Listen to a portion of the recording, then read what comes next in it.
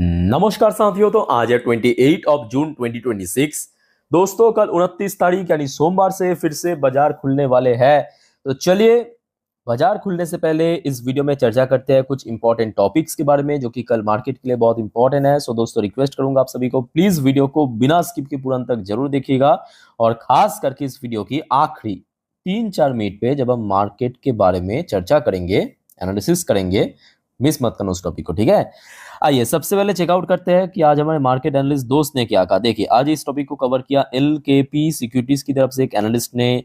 अच्छा वैसे last trading week पे थोड़ा सा वॉलीटिलिटी भी हमें देखने को मिला, मतलब शुरू में एकदम से चल गया था, उसके बाद एकदम से गिर गया और काइंड ऑफ 24,000 के रेंज पे आके क्लोजिंग दिया है। सो दैट्स वाई अब देखिए एनालिस्ट ने क्या कह रहा है कि देखिए शॉर्ट टर्म बेसिस पे पॉजिटिव तो है बट स्टिल सपोर्ट लेवल जो डिफाइन किया है 23,800 को नोट करना, 23,800 को सपोर्ट लेवल मेंशन किया और अपर साइड में 24,500 को मेंशन किया नियर टर्म बेसिस पे टारगेट या एज अ रेजिस्टेंस, ठीक है। वैसे दोस्तों देखिए अगर कल सुबह तक मैं कहूंगा जियोपॉलिटिकल टेंशन की जो स्थिति है आज लगभग दोपहर तक थोड़ा सा बढ़ गया था, उसके बाद से लेके अभी तक कोई बहुत बड़ा खबर नहीं मिला है, ठीक है। और जितने भी खबर मिला मैं कहूंगा मार्केट में उतना नेगेटिव इंपैक्ट नहीं पड़ेगा। सो अगर कल सुबह तक ऐसा ही माहौल रहा मे बी मार्केट की सेंटिमेंट चेंज हो सकता है, मतलब अच्छा हो सकता है।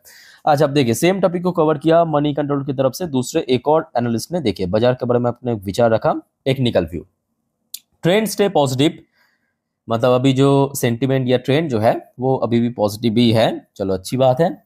Nifty require a strong breakout above 100 DEMA। अच्छा 100 दिन की जो एक्सपोनेंशियल मूविंग एवरेज इसके ऊपर ब्रेकआउट देना चाहिए तभी अगले हफ्ते 24,500 अचीव हो सकता है, क्लियर। और बैंक निफ्टी के लिए जो टारगेट रखा है 59,200, जहां पे लास्ट वीक में हडल फेस किया था बैंक निफ्टी। अच्छा वैसे कुछ रेंज मेंशन किया जैसे कि 24,200 से लेकर 24,300 एज अ रेजिस्टेंस पॉइंट, ऊपर की तरफ 24,500 की क्रूशियल सपोर्ट पॉइंट, सॉरी मतलब नियर टर्म टारगेट, और इंपॉर्टेंट सपोर्ट लेवल मेंशन किया 23,780 और उसके नीचे 23,640 को। खैर इस टॉपिक को दोस्तों हम इस वीडियो की आखिरी 3-4 मिनट पे बहुत अच्छे से चर्चा करेंगे, ठीक है। चलिए कुछ इंपॉर्टेंट जानकारी इकोनॉमिकल डेटा आपके साथ शेयर करता हूं, थोड़ा पेशेंसफुली आप देखिए सुनिए समझते जाइए। अच्छा वैसे दोस्तों देखिए शुक्रवार मार्केट क्लोज था, इंडियन मार्केट क्लोज था, है ना, मुहर्रम की वजह से।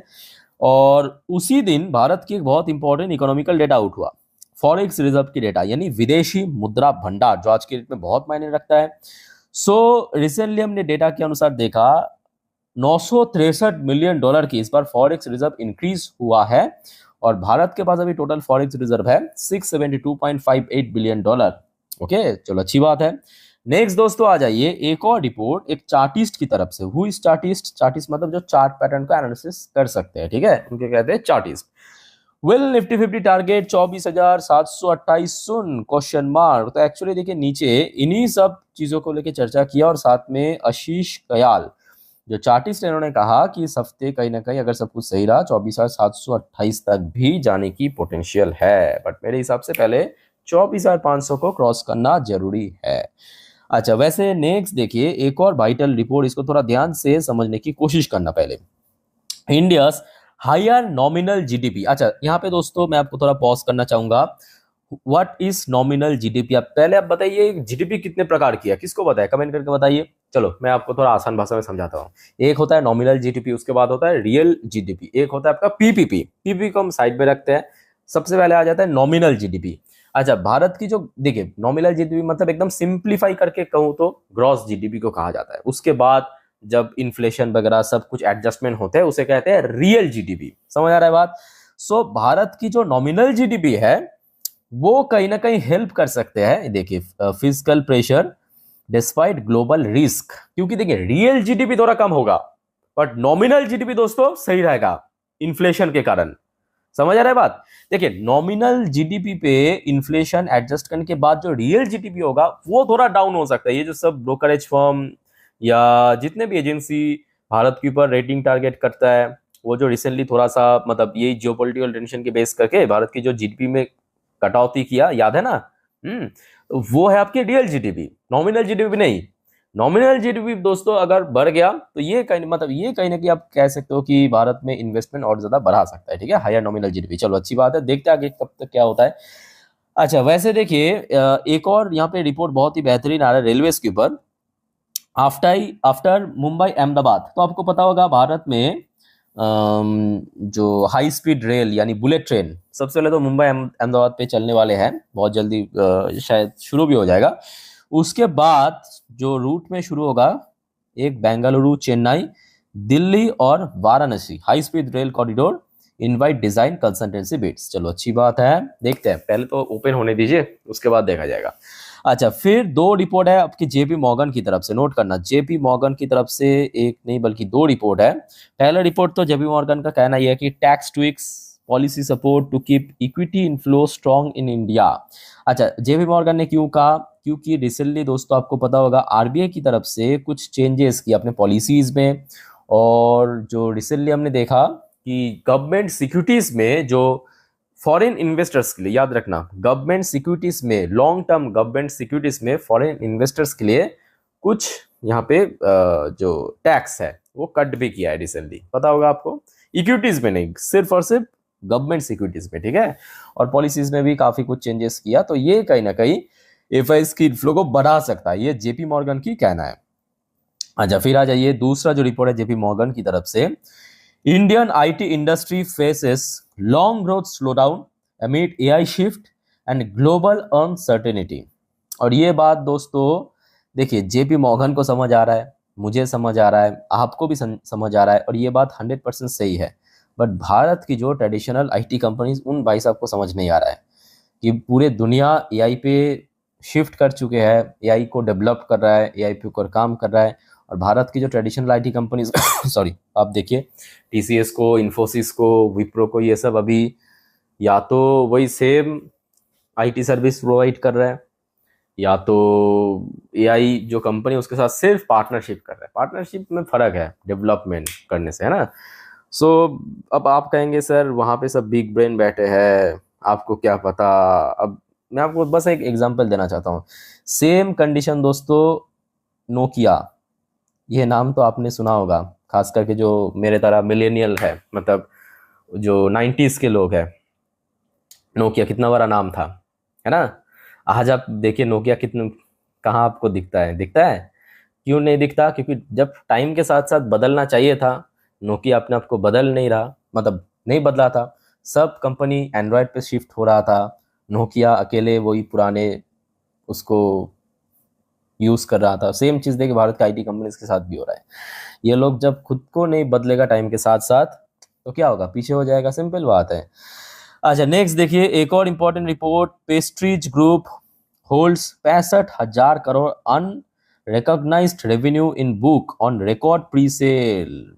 तो ये तो आपको पता होगा कि रियलिटी सेक्टर में प्री सेल हो जाता है, मतलब कोई भी प्रॉपर्टीज में, उसमें 65,000 करोड़ की अनरिकॉग्नाइज्ड रेवेन्यू जनरेट किया कंपनी, ठीक है, बहुत बड़ा फिगर है, ये चेयरमैन की तरफ से आज कहा गया।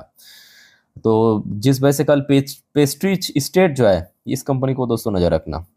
अच्छा नेक्स्ट आ जाइए एक और इंपॉर्टेंट रिपोर्ट, देखिए unsensational weather high price hit AC sales. तो यहाँ पे बेसिकली कहा गया कि देखिए अभी जो गर्मी तो भारत में इस बार काफी ज्यादा ही पड़ा, तो एसी सेल्स की देखिए, एसी में क्या लगता है आपको, अगर पता होगा थोड़ा सा एसी की मैकेनिज्म, उसमें बहुत भारी मात्रा में कॉपर की यूज होता है, कॉपर तांबा, ठीक है। सो कॉपर की यूज बढ़ने के साथ साथ क्या हुआ कि एसी जो कंपनीज है वो भी अपना प्राइसिंग बढ़ा दिया, ठीक है। सो जिस वजह से देखिए वेदर हो सकता है इस बार बहुत ज्यादा हाई था, बट स्टिल प्राइस बढ़ने के कारण उतना ज्यादा सेल्स भी हमें देखने को नहीं मिला। बट दूसरी तरफ जो ब्रेवरेज कंपनी है यानी सॉफ्ट ड्रिंक्स कंपनी है, ठीक है, उसमें बहुत अच्छा इस बार सेल्स देखने को मिला। अच्छा नेक्स्ट दोस्तों, अच्छा वैसे आपको पता होगा, शायद ये मैं इन्फॉर्म नहीं किया आपको कि आज भारत की प्रधानमंत्री की एक विजिट था शेचल्स पे, ठीक है, एक छोटा सा देश है, वहां पे जाके मोदी जी ने टोटल 19 के आसपास एग्रीमेंट साइन किए। उनमें से कुछ मेन जो एग्रीमेंट हुआ है डिफेंस सेक्टर के ऊपर, डिजिटल पेमेंट मतलब यूपीआई, स्पेस टेक्नोलॉजी और हेल्थ केयर सेक्टर के ऊपर दोस्तों, ये प्राइम एग्रीमेंट हुआ है, ठीक है। और दोस्तों एक चीज आपने भी आई थिंक नोटिस किया होगा, भारत पिछले 1.5 से 2 सालों में जितने भी देशों के साथ, चाहे वो डेवलप्ड देश हो सकता है, अंडर डेवलप्ड देश हो सकता है, या भारत के जैसे डेवलपिंग देश हो सकता है, उनमें से आपको देखिए बहुत सारे एग्रीमेंट साइन किया है। एक कॉमन एग्रीमेंट आपको हर एक जगह पे देखने को मिलेगा।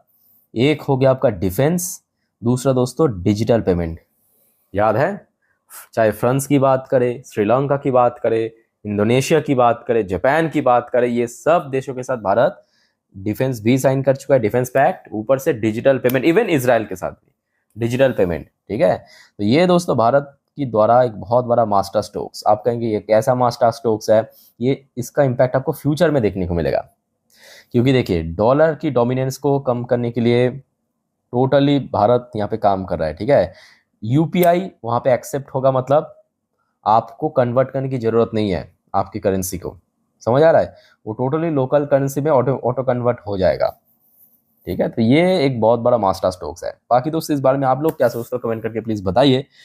आज आ जाइए नेक्स्ट जो इंपॉर्टेंट रिपोर्ट निकल के आ रहा है, India US look to industry to drive next phase of AI semiconductor partnership. So let's see क्या होता है। अब देखिए भारत और यूएस के बीच तो अभी ट्रेड डील ही नहीं हो पा रहा है, अभी आर्टिफिशियल इंटेलिजेंस कहाँ पे सेमीकंडक्टर की पार्टनरशिप की बात हो रहा है। चलो देखते हैं कब तक क्या होता है। सब फटाफट देख लीजिए, ऑलरेडी आपको पिछले एक दिन में दे चुका हूं, जैसे कि डॉ जोन्स की क्लोजिंग पोजीशन लास्ट डे थोड़ा वीक था, नैस्डैक की क्लोजिंग पोजीशन भी थोड़ा सा वीक था, क्रूड ऑयल की प्राइस काफी स्टेबल था। बट दोस्तों कल सुबह क्रूड ऑयल किस लेवल पर ओपन होगा वो बहुत इंपॉर्टेंट है। कल सुबह क्रूड ऑयल किस लेवल पर ओपन होगा वो बहुत इंपॉर्टेंट है। और याद रखना दोस्तों, अगर अगर $74 पर बैरल के नीचे रहते हैं तो बाजार के लिए गुड न्यूज। अगर $74 पर बैरल के नीचे रहते हैं तो अच्छा। वैसे गोल्ड की प्राइस भी थोड़ा करके रिकवर कर रहा है, सिल्वर की प्राइस भी थोड़ा रिकवर कर रहा है, इंडियन करेंसी की वैल्यूएशन भी फुल स्टेबल है। बाकी कुछ इंडियन कंपनी की पोजीशन भी आप थोड़ा नोट कर लीजिए, जैसे कि शुक्रवार देखिए इंडियन मार्केट क्लोज था, बट उसके बावजूद भी विप्रो की एडीआर वर्जन 3.5% के ऊपर रिकवर किया, इन्फोसिस की एडीआर वर्जन लगभग 2% रिकवर किया है, आईसीआईसी बैंक की एडीआर वर्जन लगभग 1.5% रिकवर किया है, और आपके एचडीएफसी बैंक की एडीआर वर्जन भी लगभग 1.5% के आसपास रिकवर किया है, ठीक है। अच्छा वैसे हमारे गिफ्ट निफ्टी कौन सी लेवल पे क्लोजिंग दिया था एक बार देख लेते हैं, just a minute. Gift Nifty शुक्रवार इंडियन मार्केट भले ही क्लोज था बट रात तक गिफ्ट निफ्टी ओपन था, ठीक है। तो ये देखिए 26 तारीख में जो क्लोजिंग हुआ है 24,096 पॉइंट। अब देखिए इसका मैं कहूँगा उतना इंपॉर्टेंस नहीं है, क्योंकि उसके बाद बहुत सारे जियोपॉलिटिकल इश्यूज हमें देखने को मिला है। सो दोस्तों मैं एक काम करूंगा, कल सुबह बाजार ओपन होने से पहले मैं अपने इंस्टाग्राम स्टोरी में सुबह की जो गिफ्ट निफ्टी की फ्यूचर, ब्रेन क्रूड ऑयल की जो प्राइस है डाल दूंगा मेरे इंस्टाग्राम स्टोरी में। सिर्फ आप लोग मार्केट ओपन करने से पहले चेक जरूर कर लेना, इसका लिंक आपको इस वीडियो के ठीक नीचे डिस्क्रिप्शन बॉक्स में मिल जाएगा, ठीक है। चलो तो क्या होगा देखिए एक तरफा आप कंफर्म हो जाएंगे, सिंपल बात, ठीक है। चलो आगे बढ़ते हैं। अच्छा वैसे लास्ट डे एफआईएस की अच्छा मूवमेंट हुआ है, मतलब इनफ्लो आया है। आई थिंक कि 4 तो ट्रेडिंग सेशन था लास्ट वीक में, उनमें से 2 तो इनफ्लो हुआ है एफआईएस की, लगभग 383 करोड़ के आसपास, इवन डीएस ने भी खरीदा था। अच्छा वैसे लास्ट डे टीयर 35 की क्लोजिंग पोजीशन भी थोड़ा सा वीक था। चलो अच्छा दोस्तों मार्केट से रिलेटेड जितने भी जानकारी था मैं आपको दे चुका हूं। चलिए मार्केट एनालिसिस वाला पार्ट के ऊपर आपको लेके चलता हूं।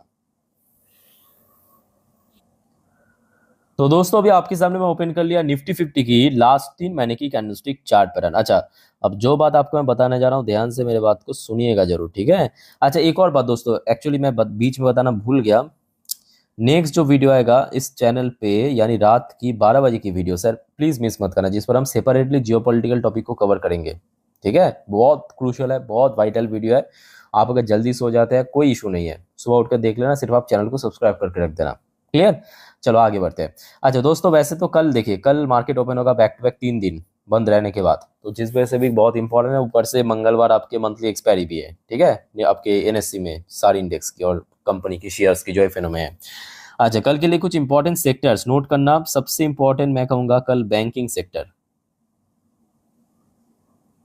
कल बैंकिंग सेक्टर वेरी इंपॉर्टेंट। इसके अलावा ऑयल सेक्टर भी दोस्तों इंपॉर्टेंट है, आईटी सेक्टर इंपॉर्टेंट है बिकॉज आईटी सेक्टर भी रिकवर किया है, विप्रो इन्फोसिस वगैरह एडीआर वर्जन में शुक्रवार को, ठीक है। और एक और सेक्टर दोस्तों, ये 3 सेक्टर हो गया, इसके अलावा कल मेटल सेक्टर भी इंपॉर्टेंट है। एक मिनट, कल मेटल सेक्टर भी इंपॉर्टेंट है, ठीक है। तो ये चारों सेक्टर के ऊपर दोस्तों कल नजर रखते हैं। आ जाइए, ये हो गया आपका एक दिन की चार्ट पैटर्न, ठीक है। मतलब यहाँ पे हर एक कैंडल एक एक दिन को रिप्रेजेंट कर रहा है। अच्छा, वैसे लास्ट डे शुरू ऊपर हुआ था, मतलब शुरू इस लेवल पे पहुंच गया था, बट उसके बाद डाउन साइड मूवमेंट देते देते क्लोजिंग के समय इस लेवल पे क्लोजिंग गया था, बट मोस्ट इंपॉर्टेंटली 24,000 को होल्ड कर गया, ये जरूरी है ना। तो कल के लिए देखिए सबसे क्रूशियल लेवल, सपोर्ट में मेंशन नहीं किया, कल 29 तारीख के लिए सबसे क्रूशियल लेवल है 24,000। तो इसके ऊपर बस टिकना चाहिए, क्या करना चाहिए, होल्ड करके रखना चाहिए 24,000 को। अगर होल्ड कर गया तो ऑब्वियसली फर्दर अपसाइड जा सकता है, और अगर अपसाइड जाने की कोशिश किया तो मैं कहूंगा इमीडिएटली जो बृहस्पतिवार के दिन जिस लेवल तक पहुंच गया था, यानी 24,250, उससे पहले एक बार 24,150 से 200 की रेंज पे एक बार मतलब हिट कर सकता है, ठीक है। तो रेंज यहाँ पे मैं आपको बताया 24,150 से लेके 24,200, क्योंकि लास्ट 4 से 5 ट्रेडिंग सेशन पे इसी रेंज के आसपास बार बार हडल फेस किया, तो यही बनेगा कल के लिए रेजिस्टेंस। उसके बाद 24,250, उसके बाद तो ऑब्वियसली 24,500, ठीक है, वो अभी दूर की बात है। अच्छा, मान लीजिए कि कल थोड़ा सा वीक भी रहा, क्योंकि जियोपॉलिटिक्स में कुछ भी कभी भी हो सकता है, ठीक है, उसका कोई गारंटी नहीं है। अभी तक माहौल अच्छा है, तो जिसके ऊपर बेस करके मैं कह रहा हूं कि कल सुबह सब कुछ सेटल हो जाए, मतलब सब कुछ सही रहेगा, रिकवर होगा। और अगर गड़बड़ हो गया तो वो किसी के हाथ में नहीं है ना, लॉजिकली आप सोचिए। सो यहाँ पे 4 घंटे की चार्ट पैटर्न पे आपको एक कोई इंडिकेटर्स दिख रहा है, ब्लू कलर की लाइन। अच्छा बाय द वे, एक बार मैं आपको बता देता हूँ, ये ब्लू कलर की लाइन है 20 डेज की EMA, मतलब एक्सपोनेंशियल मूविंग एवरेज, और ये जो रेड कलर की है ये 50 दिन की EMA, ठीक है। सो यहाँ पे आप देख सकते हो जो ब्लू कलर की लाइन है वो धीरे धीरे ऊपर शिफ्ट हो रहा है, जिसका नंबर कितना है, अप्रोक्सीमेटली 23,950। तो कल अगर थोड़ा सा वीकनेस रहा, थोड़ा सा, तो सबसे पहला सपोर्ट कहाँ पे बनेगा, 23,950 पे। क्लियर हो चुका है क्यों। अच्छा, उसके नीचे क्या, उसके नीचे के भी एक पोजीशन है, अगर आप ध्यान से ऑब्जर्व करेंगे लास्ट वीक पे ही निफ्टी 50 को इस पर्टिकुलर लेवल पे ध्यान से देखना, यहाँ पे सपोर्ट मिला था ना।